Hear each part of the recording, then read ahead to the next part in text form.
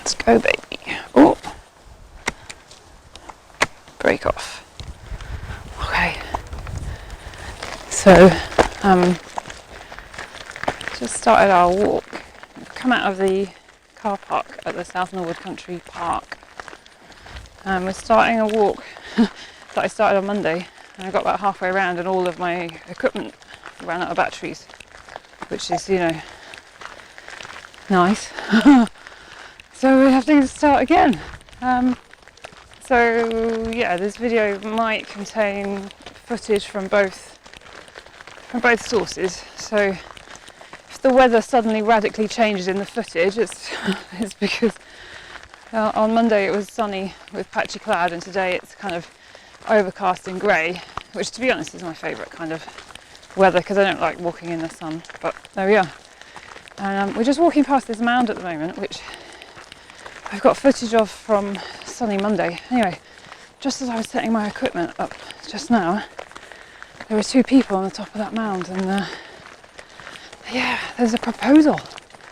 So that was quite exciting and lovely to see. Yeah. And I think it was a yes. So there we are. Exciting times. Anyway, so we're just walking along the side of the tram line here. And these are all rosehip bushes, which are rather lovely. And when we came up here in the summer, there's some hawthorn, I think. In the summer it was full of wild roses. It was gorgeous. I don't know if you can get a better view of the whole hedge. There you go. Oh, Bob's Pram's just in the shot. So, trying out a different setup today. So, last video I had the camera on a bracket on the handlebar, and it was the bracket that the camera arrived with, and we had some issues because the bracket wasn't tight enough and the camera kept lurching over to the side, which is a little bit unfortunate. I made the whole video look a bit drunk, which is alright, but not ideal. And I cut around it, and I don't know that it noticed too badly. But anyway, today trying out, I've got one of those little kind of gorilla tripods with the bendy legs. I've had it for quite a long time actually, and it was quite cheap, like most of my equipment. And I've popped the camera on that, and I've attached it to the kind of the crossbar that goes in front of Bob, and he's already found it quite interesting. So at some point a little hand might appear in the footage, but never mind. Okay, so we're at the tram. Anyway, today, so we're out of South Norwood Country Park already. We've just crossed over the tram line out of South Norwood Country Park now. We've got another tram line to cross, and going around this tiny little football pitch, which is quite lovely, and then we're going to go down into some woods which are small but perfectly formed, and then we're going to try and have a little go around Shirley Recreation Ground, which I only discovered was there on a walk on Monday and was rather excited about, and I'm not sure if we captured the audio from that, unfortunately, because all of my equipment seems to have given up the ghost by then, which was a bit sad. Anyway, so here we go.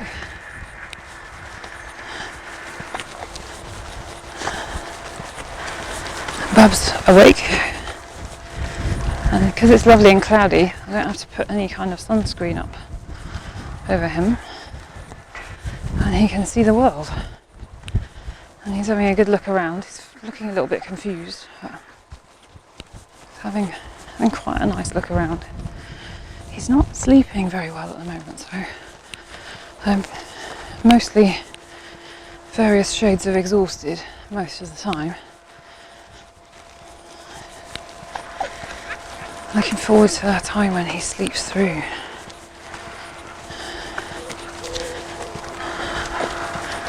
This baby magpie had me up quite a few times last night just to check I was still alright, I think. You know, he likes to know.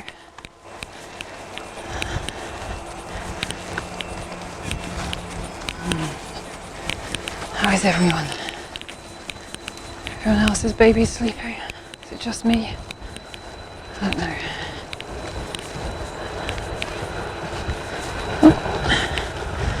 So this is a little bit steep and maybe not advisable in a pram, but there we are.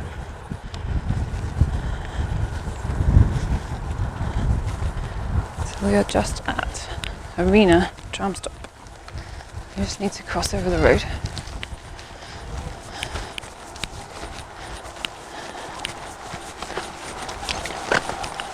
I still feel like I'm getting used to having the camera on the pram. I feel a little bit conspicuous, even though I'm pretty sure no one can really see it until they get really close. I took the pram. No, I took the baby in an Ergo baby carrier around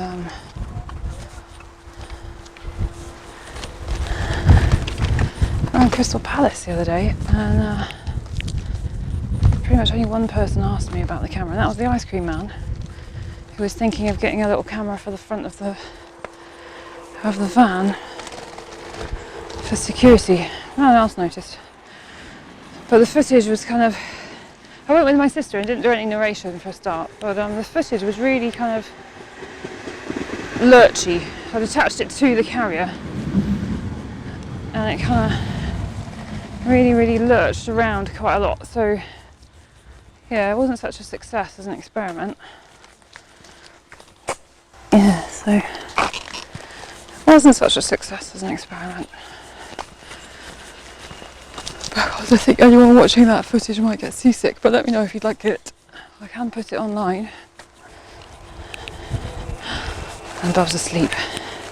Finally. On the left here, this is big nets here, if you can see them. They are the world of golf. And I guess people practice their golf swings there. Would be the obvious thing, wouldn't it? Oh, it's really warm today. It's one of those British days where it's really cloudy and you think it should be cool, but the reality is it's actually really warm and kind of quite humid. But at least there's a bit of a breeze. Definitely not a fan. Not a fan of the heat at all. So, you know, I prefer to walk on days like this where at least it's not bright sun bearing down on you. So, I was gonna look up the name of this little wood before we came up and I didn't. So I will put it on the screen. But a lovely little flash of forest in the middle of the city. Oh well, I mean, we're not in the middle of the city here, are we? We're kind of more on the lower depths of the city. But I discovered it a couple of weeks ago. And when a friend of mine came over and we had a little walk around, and I do think it's rather beautiful. I'm pretty sure my footage from Monday is going to be better though, because we had that effect where you get the beautiful light falling through the trees. We won't get that today because it's cloudy, but that's alright. We will still get the trees. Everything's beginning to look a bit dry. It's August in the UK, and in London we've not had any rain for a few, not really had rain for a few weeks, maybe. I'm not sure if that's accurate. We've not had that much rain for a while though. Not enough, really, to sustain all the kind of greenery. So when I was here on Monday, I was talking about these two books that I found really interesting and that really suit the way my brain works. So they're by a lady called Sarah Maitland. I'm going to link them in the description below. So one's called Silence, or On Silence, I think. And the other one is called Gossip from the Forest. On silence is a bit of a meditation on her different experiments in seeking quiet, really, after she separated from her husband. She's a Catholic lady and she'd studied theology, I think. She actually started off being a nun, but that didn't work, and then she started doing a PhD and that didn't work out, and instead she writes these wonderful books that are a kind of blend of psychology and myth and story and science, ecology. They're great. I really like them. I like the way that they blend all of the different types of knowledge. It suits my brain a bit. Well, I mean, the reason my channel's called Magpie at Midnight is because I can't seem to stick with one discipline, so I'm always trying to look at all of the different little bits of shiny, interesting things and thinking about how they all fit together. And that's where the name for the channel came from. Actually, it started off as the name of my blog. It's been going for several years. I'll link that below. Not sure how interesting that will be to you, but anyway. I really like her books.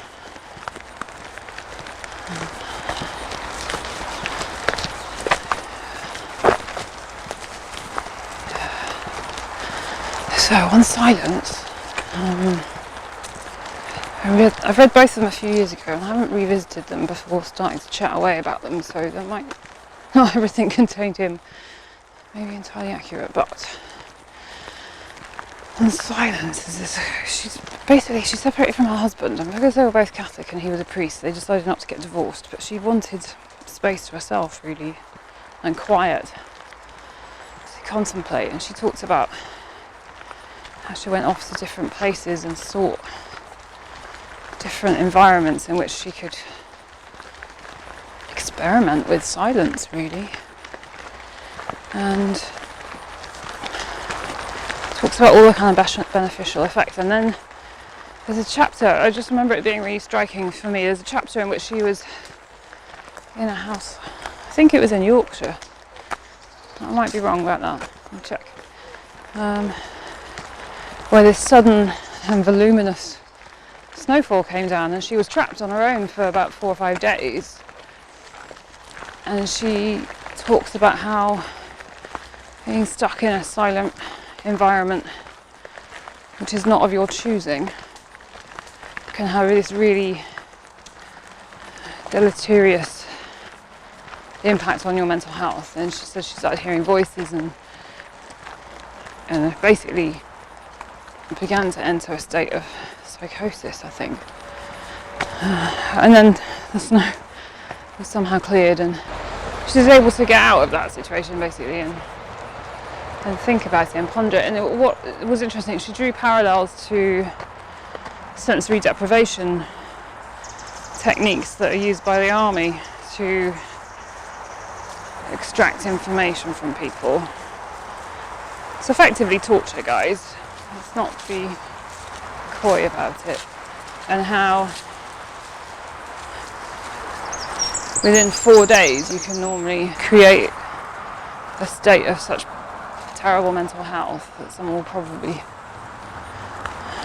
be really quite unwell through sensory deprivation of various forms: light, sound, temperature. Yeah, it was very interesting. The other book, Gossip from the Forest, is a book that I really like.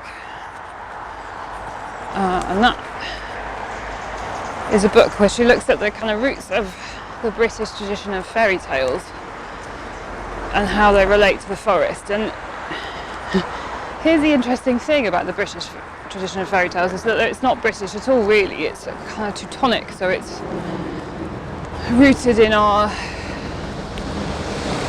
German, Austrian, maybe Scandinavian neighbours' traditions, and it's come over here with the immigrants to this country thousands of years ago, hundreds of years ago. It's not necessarily that British, Although there are some more kind of traditional Celtic fairy tales, which she didn't talk about so much.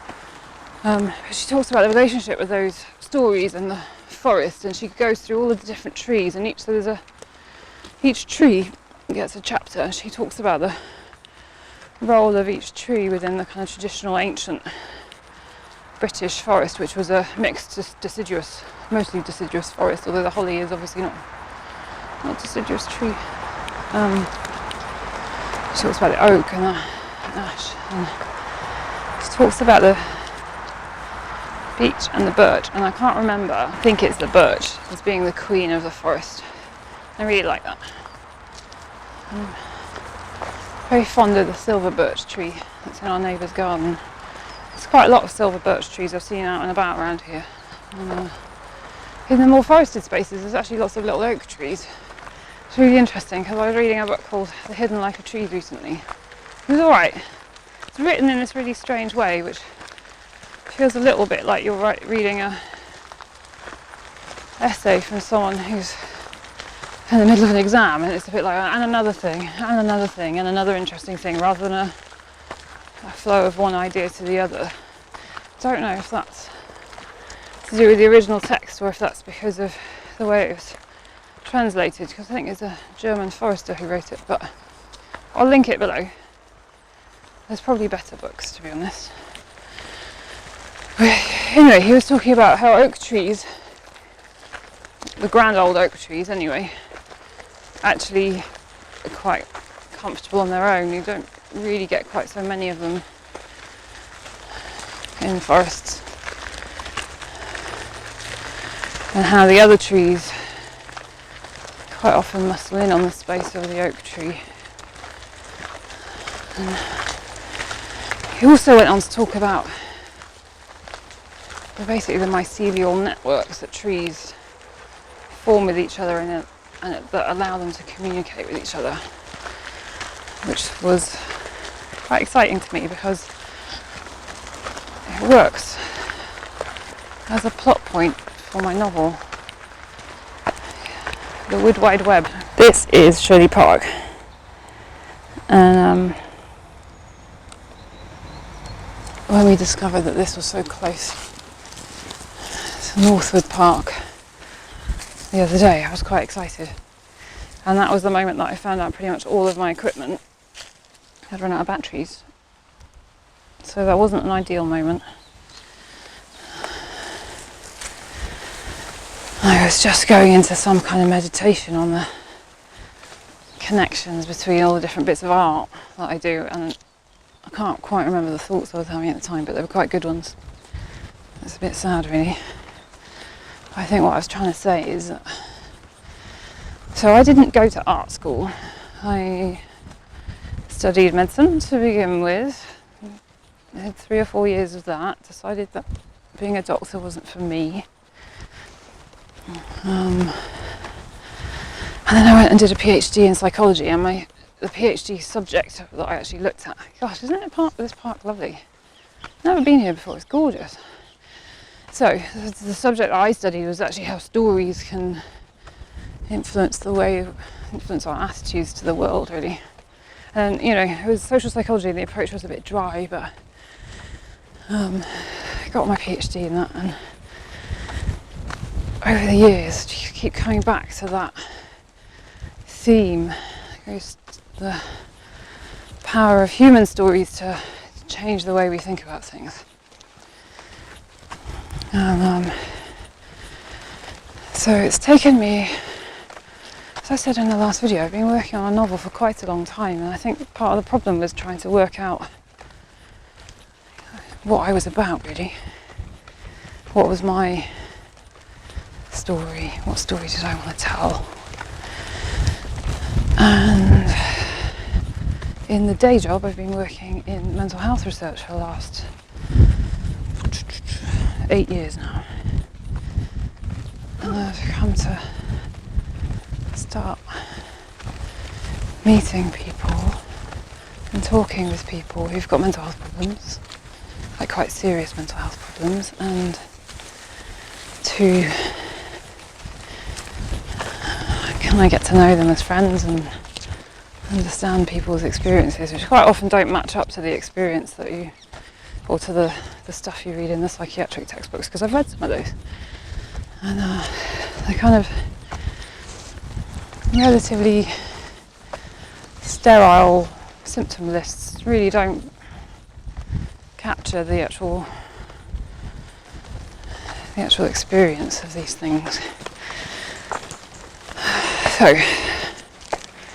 I'm writing a novel, I've been making a film, I also do some paper cut art, really interested in collage. I think I've come to this conclusion that most of my work relates in some way to collage, bringing different ideas, different images together to make something new. And that the new I'm trying to do is a new perspective on mental health. Hi fella! There's a little dog there who's lovely. Anyway, so my film is about someone who, it's about a man called Stuart Hughes, who's a reporter. He's foreign news producer actually for the BBC. He lost his leg when he was reporting in Iraq. He stood on a landmine, so I've made this film about him.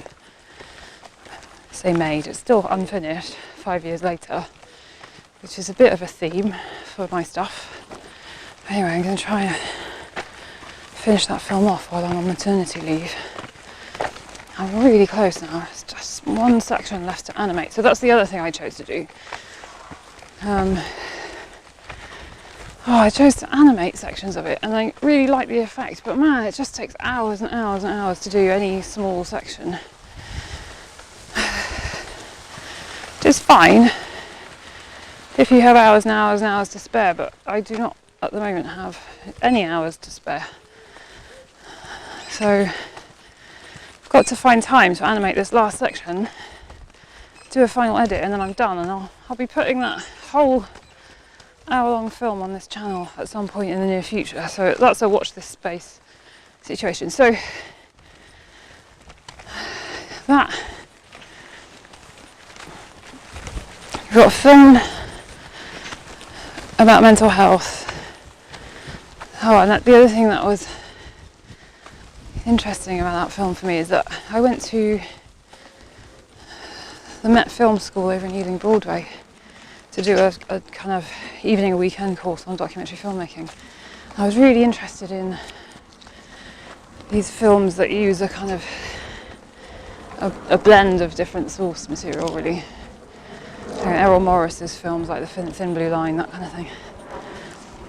And if you've not seen that, you should see that. Carol Morley made a great film in a similar way called Dreams of a Life, where she used reconstructions. I really like those films. And anyway, the course that we did was very much more on observational documentary, where you follow someone around, you know, and it didn't suit me at all. It's a real shame. The tutor was really nice, but it wasn't what I in particular was looking for, really, because I think those styles of films fit my liking of collage. And the way you can kind of bring different images together to make a point that's a bit different to the observational thing. And the other thing, I think, the reason I like these films where you bring together all these different bits of film is that when you do that, it's very obvious that you've constructed the story. It's very clear that the story is the filmmaker's story, whereas I think in observational documentary you can get a kind of false sense that this is the truth, or this is how it happened. That the story is always made in the editing room, guys. It's always in the edit, so it's always the filmmaker's story. And I think, for me, I like a film where that's actually really obvious and a bit quirky and brings together lots of different artistic references and different ideas. That's the kind of film I want to make. I'm not sure that they're that popular anymore. Anyway, so there's a thread of collage running through it all, there's a thread of mental health running through it all, there's a thread of psychology running through it all. And in my novel, you've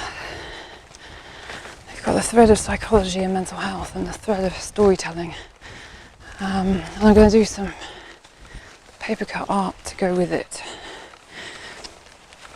which is quite elegant, I think, that style, which would suit it. So that's how all the things link together, I think. There's a thread of collage and a thread of psychology and a thread of mental health and a thread of trying to understand things like trauma and mental distress better. And on top of that, this idea of understanding how we tell stories and why we tell them in the way we do.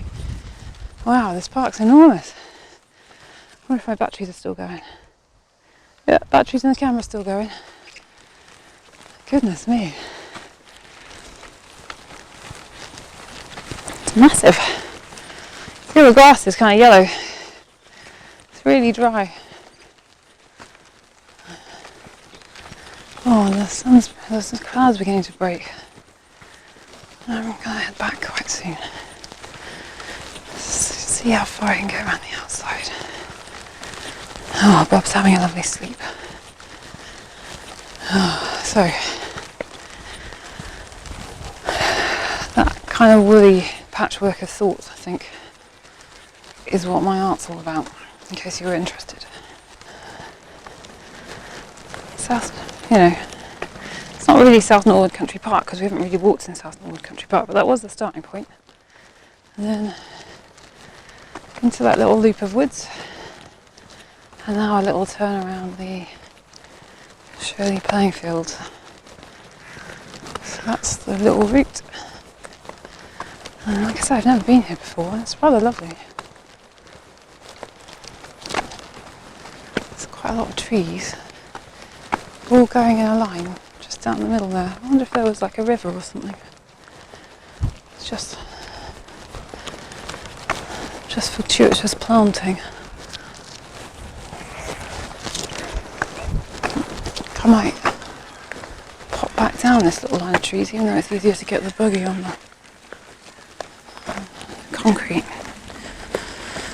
Still, this buggy can go anywhere.